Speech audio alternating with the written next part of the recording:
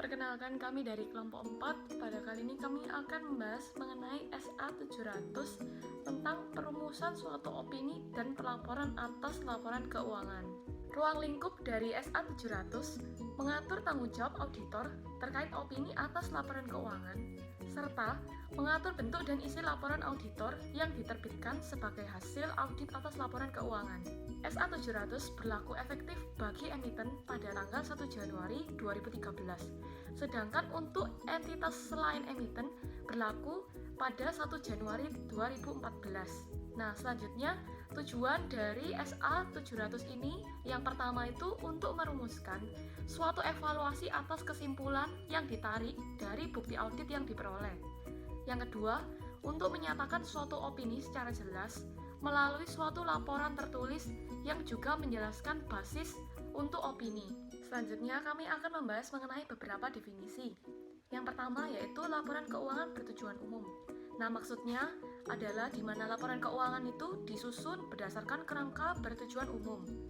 Yang kedua, kerangka bertujuan umum. Nah, kerangka bertujuan umum ini dirancang untuk memenuhi kebutuhan informasi keuangan umum, dapat berupa kerangka pelaporan wajar atau kerangka kepatuhan. Yang ketiga adalah opini tanpa modifikasi. Nah, maksudnya adalah opini itu dinyatakan saat auditor menyimpulkan laporan keuangan sesuai dengan kerangka pelaporan yang berlaku. Pada ketentuan SA700 mengenai perumusan suatu opini atas laporan keuangan terbagi menjadi 3. Auditor merumuskan opini tentang apakah laporan keuangan disusun dalam semua hal yang material sesuai kerangka pelaporan yang berlaku. Auditor harus menyimpulkan apakah auditor telah memperoleh keyakinan yang memadai tentang apakah laporan keuangan bebas dari salah saji material, baik disebabkan oleh kecurangan maupun kesalahan. Dan auditor harus mengevaluasi apakah laporan keuangan disusun dalam semua hal yang material sesuai ketentuan kerangka pelaporan keuangan yang berlaku. Ya, selanjutnya, secara khusus auditor harus mengevaluasi apakah sudut pandang ketentuan yang berlaku yaitu laporan keuangan menggunakan kebijakan akuntansi yang signifikan yang dipilih dan diterapkan secara memadai. Kebijakan akuntansi yang dipilih dan diterapkan konsisten dengan kerangka pelaporan keuangan yang berlaku dan sudah tepat. Estimasi akuntansi yang dibuat oleh manajer adalah wajar.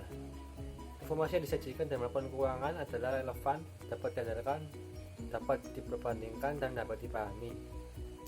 Laporan keuangan menyediakan pengungkapan yang memadai untuk memungkinkan pengguna laporan keuangan yang dituju memahami pengaruh transaksi dan peristiwa material terhadap informasi yang disampaikan dalam laporan keuangan. Terminologi yang digunakan termasuk judul setiap laporan keuangan sudah tepat. Kemudian selanjutnya adalah bentuk opini. Auditor harus menyatakan opini tanpa modifikasi. Bila auditor menyimpulkan laporan keuangan disusun dalam semua hal yang material sesuai kerangka pelaporan keuangan yang berlaku.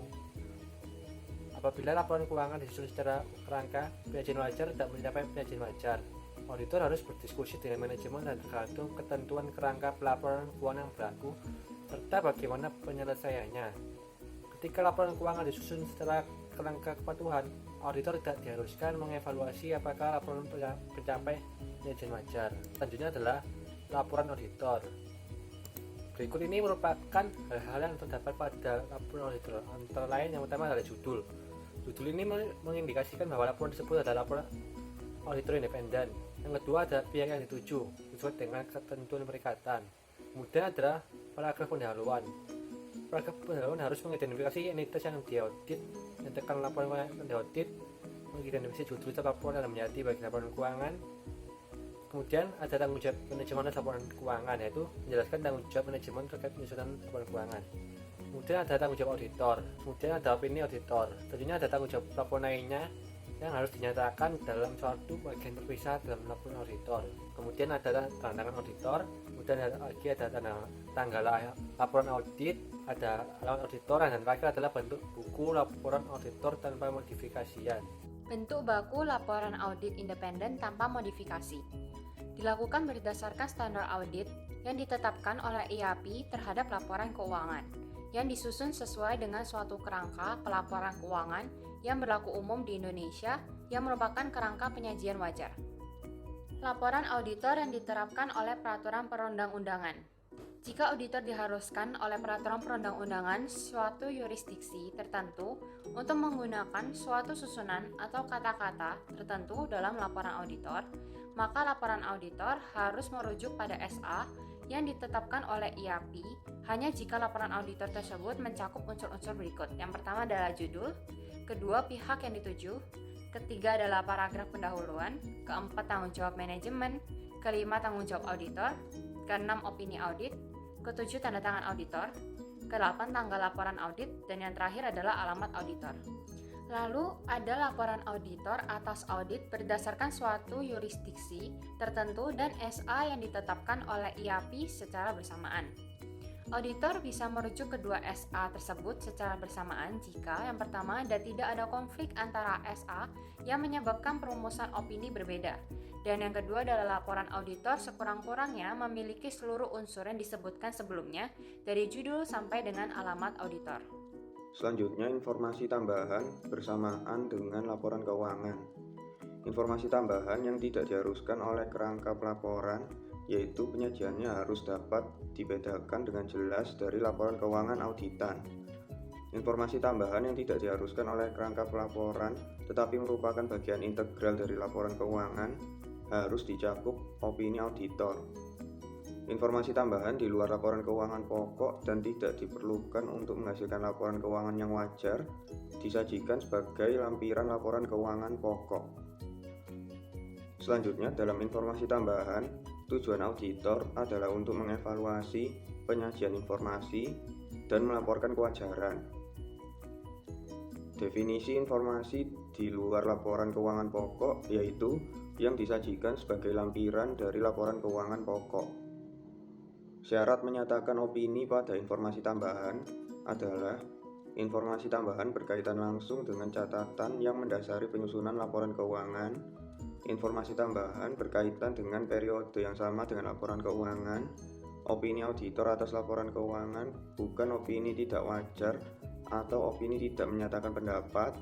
Lalu informasi tambahan disajikan sebagai lampiran dari laporan keuangan pokok.